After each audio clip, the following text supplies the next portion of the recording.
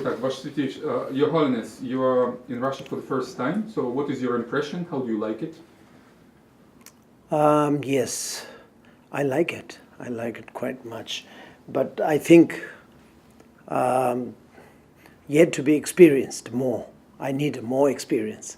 So, your book is called Happiness is the State of Mind. What is the book about? Oh, as you can read in book, like the name itself tells a lot.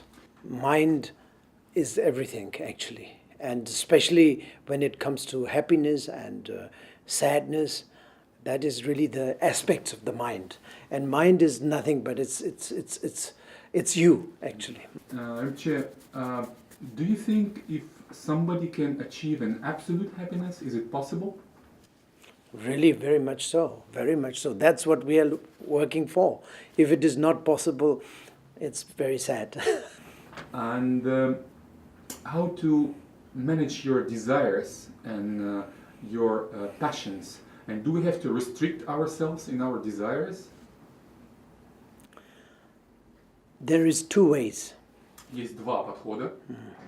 One is you have to control and you have to discipline yourself, and that is very much the difficult way of doing it.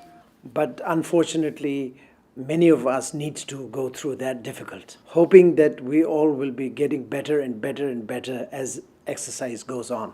But the other one is much easier if it is possible for you to practice. There is not much of discipline needed. Just look at it and leave it alone, and it will behave. It will behave by itself, and you can just follow it. That's it. Follow it without following. Why the situation in the modern world is so troublesome, and what to do in this situation? The trouble always depends on the habitual tendency. So, as I said before, one needs to look at it and then try to see how it works. So if you try to see it, you will know how it works, and then you are very smart. You will definitely be you will be knowing how to handle it. As a human being, we are supposed to be most smartest one. So we will know. We will be the master of ourselves. Actually, we are not being able to even check how it works. So just letting ourselves, our habitual tendency to drive us crazy, that is downfall. Rimche, how to help our children to grow up happy? Show good example.